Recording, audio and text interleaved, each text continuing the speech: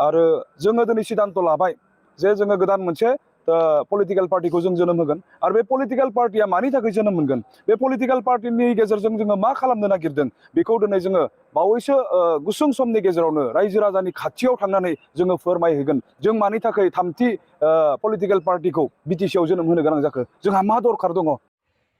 दा जोंहा भिडिअ'आथ' गोबां साननो गोनां गोबां सिन्था खालामनो गोनां आरो गोबां बुंनो थाङोब्ला जोंहा दिनै मोनसे जोंनि बर'निनो मोनसे जौगाखांनाय मोनसे जोंहा खौसेथि लाबोनो नागिरदों जोंहा नैबे बिथांमोन एक्स एन डि बि इउनाइटेड फार्मनि बिथांमोना दा दिनैहाय बे बिथांमोना हरखाबै दिनैहाय मोनसे मेल मिटिंनि गेजेरजोंहाय दिनैहाय जोंहा गासिबो थिग जाजोब्बाय होनदों बे बिथांमोना।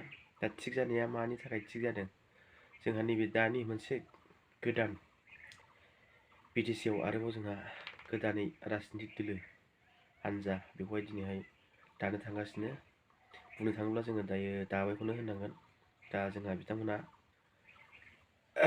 रिड आउट खालामथ'वाखै। दा बिनि थाखायनो जोंहा नैबे मानि थाखाय दिनैहाय गोदान राजनितिक दोलोआ दिनै फैनो थांगासिनो बा फैगौ नङा होमबा नोंथांमोन। दा जोंहा बियो गोबां साननो गोनां।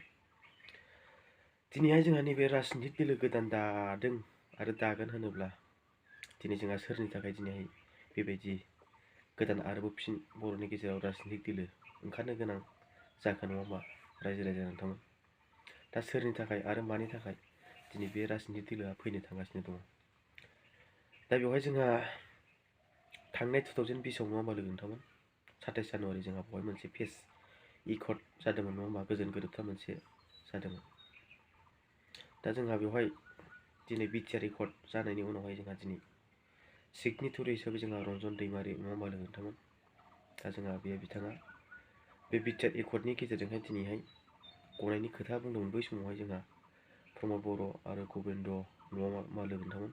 दा दिनै बै समाव जेब्ला बिटिआर इकट सम बेवहाय बे इकटनि गेजेरजोंनो दिनै रन्जन दैमारि बिथांखौहाय बख'नायनि खोथा बुंदोंमोन आरो गगोन होनदोंमोन। दा दिनैसिम बे जिनिसा जाना फैयाखै बा गवाखै। दा दिनै बे मोनसे दुखुनांथाव नङा होमबा नोंथांमोन।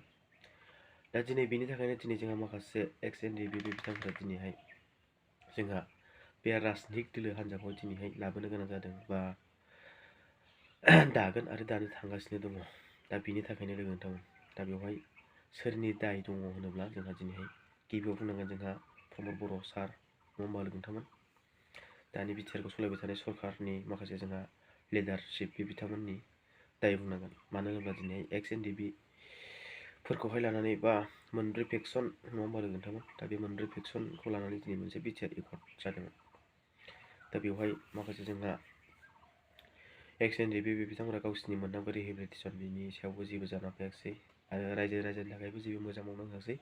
आरो दिनैहाय बड'लेण्ड सोमावसारनायाव जायफ्रा मुंख्लं जादोंमोन बे न'खरावबो दिनैहाय 5 लाख रां मोननायनि बा होगोन होननानै खोथा बुंदोंमोन। दा दिनै बेबो मोनफुंजोबनो हायाखिसै। दा बेयो जोंहा बर' जाथिनि थाखाय मोनसे दुखुनांथाव। दा बेनि थाखायनो जोंहा दिनैहाय बुंनो थाङोब्ला जोंहा दिनै राजनितिक दोलो फैनो गोनाङा जोंहा बिटिआर सरकारनि गोरोन्थिनि थाखायनो दिनै बे गोदान राजनितिक दोलोआ दिनै फैनांगौ जादों। दा जोंना जेबो साननांगौ गैया मानि थाखाय बे बिथांमोना दिनै राजनितिक दोलो गोदान दानो सानदों बा दादों। दा जोंहा बेवहाय मिथिनो जेबो बाखि गैया जों रायजो राजाया। दा बे दानो गोनां जाहैबाय जोंहा बिटिआर सरकारनि माखासे गेना गोरोन्थि खामानि मावनाय बा आरो रायजो राजानि जा होनांगौ बा रायजो राजा दिनैहाय मोननांगौ मोन्थाइफोरखौ मोनैनि थाखाय दिनैहाय बे गोदान राजनितिक दोलोखौ दानो गोनां जादों। आंनि साननाय आरो आंनि बिबेगआव आरोखि ना रायजो नोंथांमोन। दा नोंथांमोना मा सानो कमेन्ट सेक्सनाव फोरमायबानो जाबाय। दा बेवहाय आं गोबांथार गोलाव खोथा बुंनो सानाखै। दा बुंनांगौ खोथाया जोंहा नैबेल'नो।